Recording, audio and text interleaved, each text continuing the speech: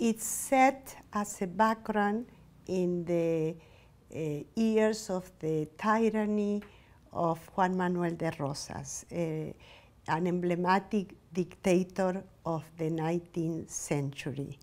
And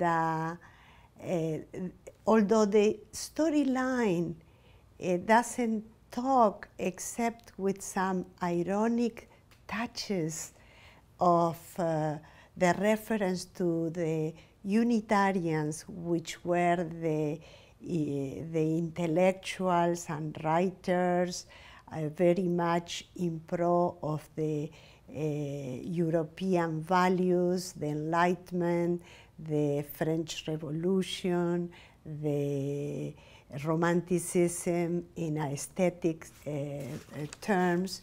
The story is set up as what happens in a slaughterhouse. Rosas was a big landowner of the province of Buenos Aires, had all the cattle that you can imagine, and that he relied very much as a proto-populist leader of an alliance with the black, the Afro-American, the Afro-Argentinians, and the Gauchos. He spoke the language of them. He had the same mate drinking, the same habits of them. So there was a cultural alliance at the affective level, knowing that credo then developed by Juan Perón, the masses do not think, they feel. It creates an alliance with these people.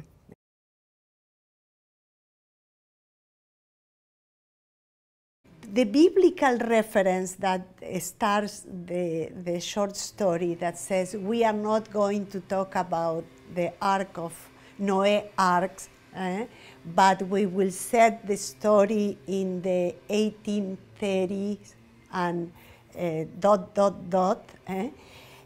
It's very ironic because then there is a flood. And it takes place around Lent. And Lent, you are not supposed to eat meat.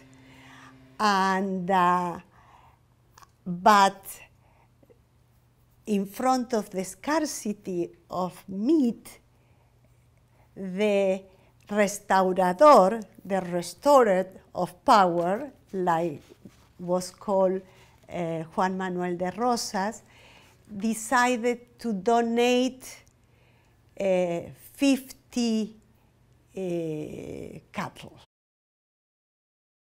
There is a kid that circumstantially gets slaughtered.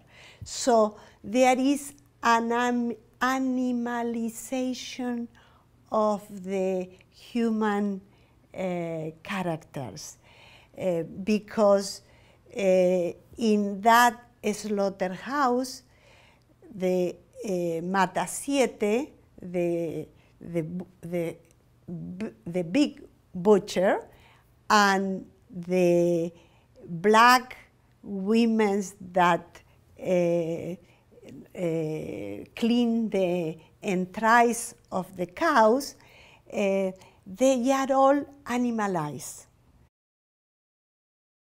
It's essential, the allegory in the case of the 19th century literature, and particularly in the case of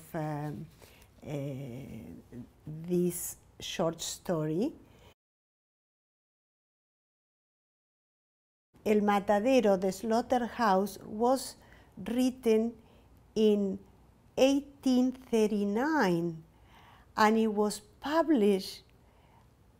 It wasn't published until 1871, much earlier than the major foundational text of Sarmiento, Facundo, Civilization and Barbarism, that creates the binary dichotomy between civilizing European values and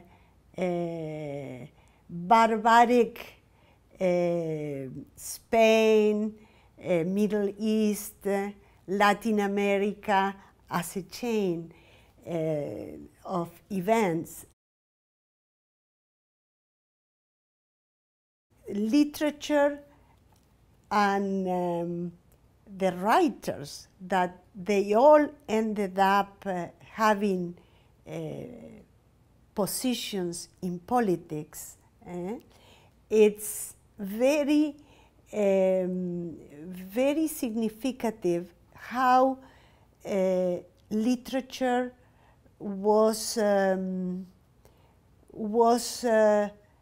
had a social function of creating the nation. So the literature as of the 19th century in Latin America, and possibly we can say that it has gone, it has had a continuity in its social function, contrary to the Nouveau Roman, that is more placed on the individual self-determination and existential angst, and it has always had a relation with politics, and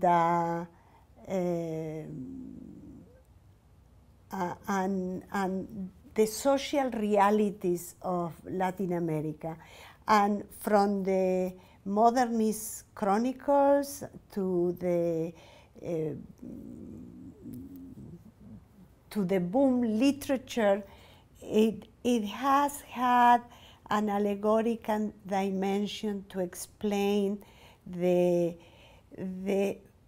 failings of the colonizing powers, whether in Brazil, whether in the Spanish-American colonization. It has had a particular allegorical relation with the social referent, if we want to say it. And